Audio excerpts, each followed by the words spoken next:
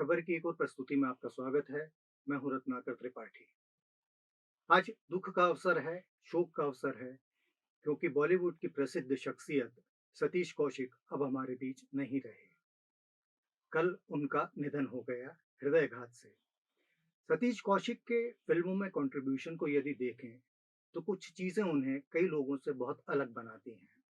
सबसे पहली बात तो ये कि बहुत ही साधारण चेहरे के बावजूद उन्होंने एक कॉमेडियन के रूप में अपने आप को अलग रूप से स्थापित किया।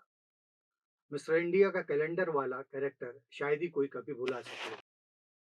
इसके साथ ही उनका एक बहुत बड़ा योगदान रहा कि उन्होंने बॉलीवुड की सर्वश्रेष्ठ हास्य फिल्मों में से एक जाने भी दो यारों के संवाद लिखे। वो संवाद जिनके चलते उस फिल्म में कई बार दर्शक ठहाके लगाने को मजबूर हो जाते हैं, और कई बार क्यों, लगभग पूरी फिल्म में दर्शक संवाद को सुन सुनकर ठहाके लगाता है। खास तौर से महाभारत का वो चरित्र जो बार बार कह रहा है, अरे ये सब क्या हो रहा है। एक संवाद था केवल वो, लेकिन उसने दर्शकों को लगातार हंसाने पर मजबूर किया, और कई जगह पर उस संवाद को विविध रूप में इस्तेमाल करके उससे हास्य को और परिष्कृत किया गया। सतीश कौशिक का एक पक्ष और रहा, उन्होंने दो फिल्मों का निर्देशन किया।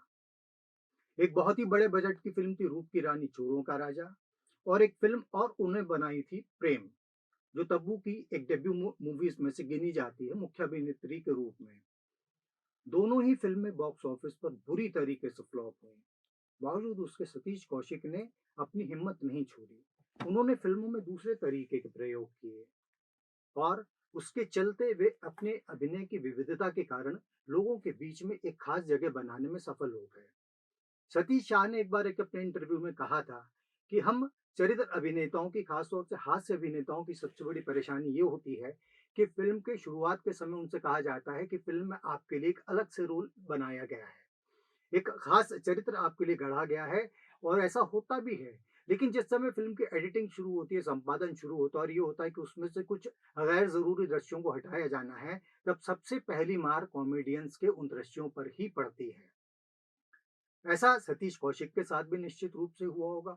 बावजूद इसके उन्होंने जितनी भी चरित्र भूमिकाएं की, ज्यादातर उनमें से हास्य भूमिकाएं थी, वे सभी चर्चित हुई, उन सभी को दर्शकों ने सराहा, और इस तरीके से दो घोर असफल फिल्मों के निर्देशन के बावजूद सतीश कौशिक फिल्म इंडस्ट्री में दर्शकों के बीच अपनी एक अलग पहचान बनाने में कामयाब रहे।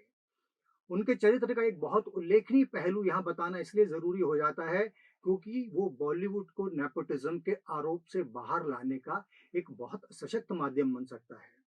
ये कौशिक ही थे जिन्होंने दिल्ली में धरना प्रदर्शन कर रही एक लड़की को मुंबई में बैठकर न्यूज चैनल पे देखा, और कहा कि वो लड़की उनकी अगली फिल्म की हीरोइन बनेगी।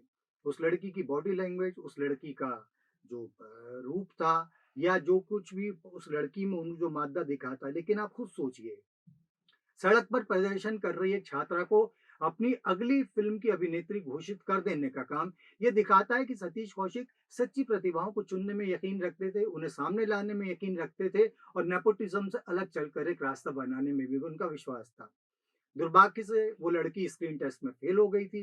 कैमरे के सामने वो परफॉर्म नहीं कर पाई जिस तरीके के अभिनय का मादा होना चाहिए, और वो फिल्म आगे बन नहीं पाई। लेकिन एक उदाहरण बताता है कि सतीश कौशिक जैसे लोग आज भी इंडस्ट्री में हमारे बीच रहे हैं, जिन्होंने चुनी हुई प्रतिभाओं के अलावा भी बाकी दूसरी जगहों से टैलेंट को सामने लाने की कोशिश की।